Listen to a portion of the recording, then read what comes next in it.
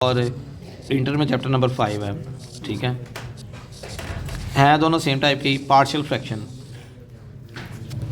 Partial किस चीज़ को कहते हैं? पार्शियल, पहले एक छोटी सी बात और भी सुन लें।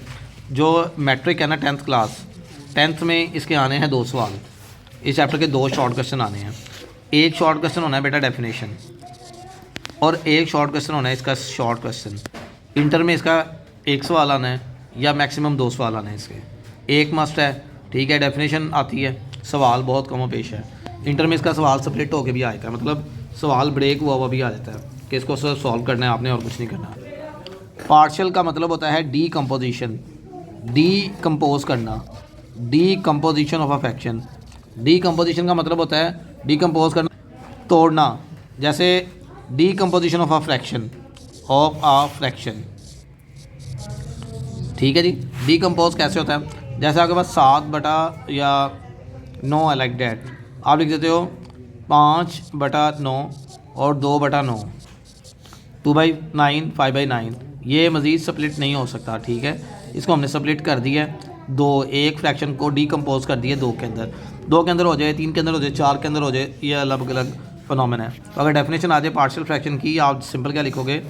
Decomposition of a fraction is called partial fraction. Clear होगी बात? 4 और 3 भी लिख। अब decomposition of a fraction is called partial fraction, ठीक है। अब आपने डीकम्पोज कर दिया, आपने एग्जांपल भी दे दी इसकी, ठीक है। अब इसमें सबसे पहले बात आती है रैशनल फ्रैक्शन की। रैशनल फ्रैक्शन क्या चीज़ होती है? रैशनल नंबर आपने पढ़ा होगा, बचपन से पढ़ते आ रहे हैं। रैशनल नंबर ऐसे नंबर जो p/q की फॉर्म में लिखे जा सकते हैं। ऐसी फ्रैक्शन जो p/q की फॉर्म में होती है वो हमारे पास क्या कहलाती है? Rational fraction. अच्छा, ये और qx नीचे वाली रकम कभी भी 0 के इक्वल नहीं होनी चाहिए। इसमें एक और मैट्रिक में बड़ा कॉमन क्वेश्चन आता है, वो क्या है? वो कहता है डिफाइन फ्रैक्शन। फ्रैक्शन क्या चीज़ है? इवन ये क्लास 4 का क्वेश्चन है, बहुत लोअर लेवल का क्वेश्चन है।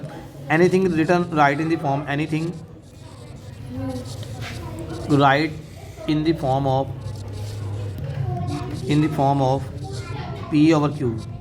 कोई भी चीज़ इस तरह की शक्ल में लिखी जाए वो हमारे पास क्या कहलाती है? फ्रैक्शन। आपको याद होगा चैप्टर नंबर 5 है 10th क्लास का, और चैप्टर नंबर 7 भी 10th क्लास का है। फर्स्ट ईयर का चैप्टर नंबर 9 है, उसमें आपने एक बात पढ़ी होगी ऑर्डर पेयर की। 9th क्लास में चैप्टर 8 है ऑर्डर्ड पेयर। ऑर्डर्ड पेयर के अंदर अगर आपने इसकी डेफिनेशन आपके माइंड में हो तो वो क्या थी? Anything written in the form of x, y। कोई भी चीज़ जो x, y की फॉर्म में लिखी जाएगी वो हमारे पास क्या कहलाएगी? ऑर्डर्ड पेयर कहलाएगी। क्लियर होगी बात जी? ये इसकी फॉर्म को कहते हैं फ्रैक्शन, इस शक्ल को। अब रैशनल के आगे 2 कैटेगरीज हैं। कौन कौन सी कैटेगरी है? एक है प्रॉपर रैशनल फ्रैक्शन और एक है improper rational fraction. Improper rational fraction. Proper rational fraction कौन सी है? A fraction is written in the form of nx/qx, ठीक है। A fraction in which numerator degree लाजम लिखते हैं, degree of numerator is less than degree of denominator. ऐसी fraction जिसमें न्यूमिनेटर की डिग्री कम हो और डिनोमिनेटर की डिग्री क्या हो? ज़्यादा हो।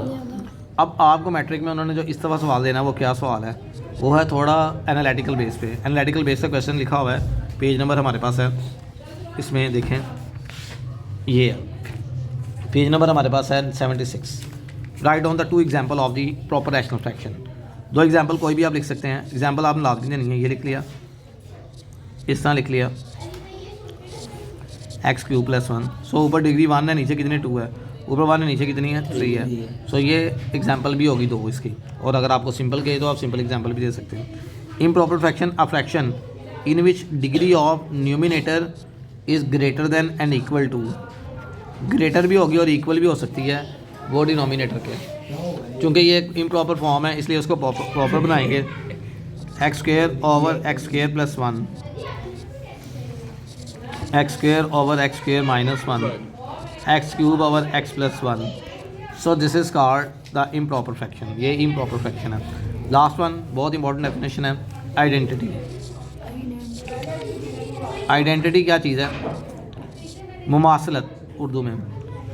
An equation which is true for all values of x।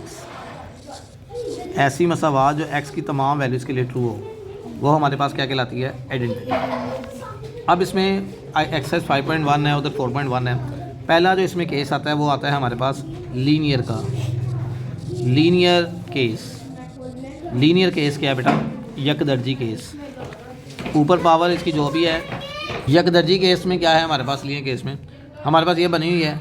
हम पहली रकम को लेट कर लेंगे x+1, ये आ गया x+2। फर्स्ट को लेट कर लेंगे a और सेकंड को लेट कर लेंगे b। This is called equation number 1। फिर आगे इसको सॉल्व करेंगे, मल्टीप्लाई कर देंगे इस पूरी रकम से सबको। जब आप इसको मल्टीप्लाई करेंगे तो ये तो रकम ख़त्म हो जाएगी ना। ये लिखी होगी हमारे पास। जी ये आप खुद बना रहे हैं रकम, ये क्वेश्चन आएगा। जब आप इससे मल्टीप्लाई करेंगे तो ये तो ख़त्म हो गया।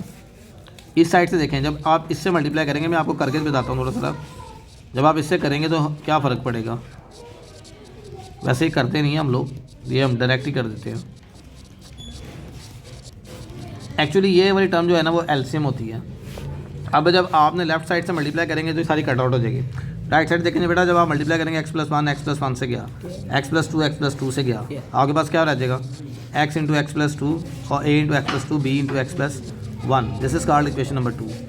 यहाँ तक जो ट्रीटमेंट है ना 2 तक, ये तो तकरीबन सबका सेम है, पूरे मेथड्स में सब में सेम है। सिर्फ लेट करना है। इसके आगे वो बच्चा कर सकता है जिसको 1.1 सही आती है, जिसको 1.1 मैट्रिक की इंटर का चैप्टर नंबर 4 जिसको बिल्कुल क्लियर है, उसकी पहली दूसरी एक्सरसाइज क्लियर है, उसके लिए आगे कोई मसला नहीं, क्योंकि जमा माइनस है।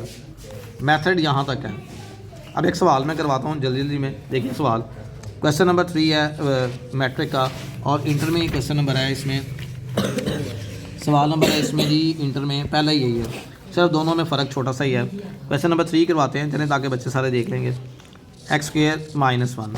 अक्सर बच्चे इसको समझते हैं गलत कि ये क्वाड्रेटिक केस है, या क्वाड्रेटिक मतलब इसमें पावर 2 आ गई है।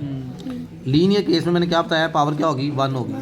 चूँकि पावर 1 है तो इसका मतलब है 1 है। स्क्वायर के बाद कभी माइनस आता है, इट मीन डैट आप लोगों ने एक दफ़ा प्लस में लिखना है और एक दफ़ा किस में लिखना है? माइनस में। ये आपने प्लस और माइनस में लिख दिया। Now let it 3x-1 over x+1 into x-1. So we have, let the first term is a and the second term is b. This is called 1. Now second term 3x-1, a को multiply करेंगे x-1, b को multiply करेंगे x+1, ये आ गया 2 आ गया। Clear जी? LCM, हाँ जी, direct आपने employees का साइन लगाना है। इस साइड पे ये ऊपर रकम आती है, इधर ये वाली मल्टीप्लाई, इधर ये वाली मल्टीप्लाई करने का जी क्रॉस मल्टीप्लाई होता है। ये आसान इसका रूल है। अब आगे देखें, this is zero method. Matrix में ज़ीरो मेथड के बारे में बताया गया था, लेकिन क्वेश्चन नहीं पूछेंगे आपसे। अच्छा एक चीज़ रह गई, अच्छा आइडेंटिटी की हमने एग्जांपल नहीं थी कि x+1 का स्क्वायर ओपन कर लें या x+2 का स्क्वायर ओपन कर लें, a² + b² + 2ab। तो आप जो मर्ज़ी वैल्यू पुट करें, दोनों साइडें इक्वल आएंगी। इसकी मिसाल एग्जाम्पल में भी है, इसकी मिसाल MCQs में भी है, इसकी मिसाल ट्रू फॉल्स में भी है। ठीक है। अच्छा जी, ज़ीरो मेथड क्या है? ज़ीरो मेथड है, पहले a के नीचे जो रकम है इसको इक्वल टू 0 पुट करें, पुट। अब जी इसको इक्वल टू 0 पुट किया, x इज़ इक्वल टू क्या आ गया? -1। कौन सी इक्वेशन में पुट करते हैं? पुट इन इक्वेशन नंबर 2 में 3 - 1 -1 a, जहाँ पे x है वहाँ पे -1 पुट कर दिया। -1 + 1 क्या हो गया? 0। ये रकम तो हमारे पास हो गई 0, बाकी क्या बच गया? -2a, यहाँ पे क्या बच गया? -3 -1 -4 -2a। -2 मल्टीप्लाई हो रहा है बेटा, इधर आ क्या हो जाएगा? डिवाइड हो जाएगा। सो a इज़ इक्वल टू 2 आ गया। यहाँ तक कोई प्रॉब्लम तो नहीं है। अब आगे हम करते हैं, आगे चलते हैं। अब b के नीचे क्या रकम है? x-1 पुट करते हैं, x-1 को equal to 0। x is equal to क्या आ गया? 1 इन इक्वेशन नंबर 2। ठीक है। 3 1 आ गया, -1 a 1 -1 b 1 + 1, ये a वाली रकम क्या हो जाएगी? 0 1 - 1 0 साइड 0, और ये क्या आ गया? 2b। इस मेथड की खूबसूरती ये है 4.1 वाले की कि इसमें जिसके नीचे से वैल्यू निकालेंगे सिर्फ उसका आंसर आएगा, बाकी सारे 0 हो जाएंगे। पुट ना भी करें तो यशी है। 3 में से 1 निकालें कितना आएगा? 2 3 में से 1 निकालें 2 मल्टीप्लाई मैंने सिर्फ आप लोगों के लिए हल किया है कि ये अगर डायरेक्ट पता चलता है ये 0 है। ये आ गया हमारे पास नंबर, इसका b1 आ गया, a भी आ गया, b भी आ गया। चूँकि ये इम्प्रॉपर नहीं था तो आप दोनों वैल्यूज़ इसमें पुट करेंगे 1 में। पुट इन इक्वेशन नंबर 1 में पुट करते हैं। लेफ्ट हैंड साइड पे लिखा मैंने ए की वैल्यू क्या है 2 ओवर x प्लस 1, बी की वैल्यू क्या है 1 over x minus 1। So this is our answer. Clear ji?